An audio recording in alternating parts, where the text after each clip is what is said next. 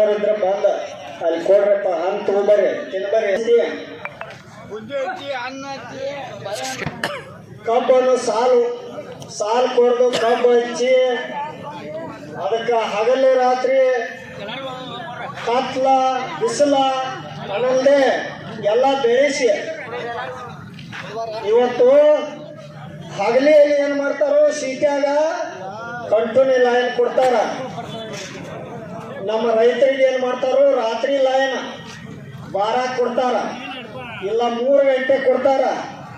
ನಾವು 3 ಗಂಟೆಗೆ ಹೋಗಿ ಚಾಲು ಮಾಡ್ಬೇಕು ಲೈನ್, ಇಲ್ಲ ರಾತ್ರಿ ಬಾರಾಕೆ ಚಾಲು ಮಾಡ್ಬೇಕು. ಯಾಕಂದ್ರೆ ನಮ್ಮ ರೈತರ ಪರಿಸ್ಥಿತಿ ಅದ ಐತೆ.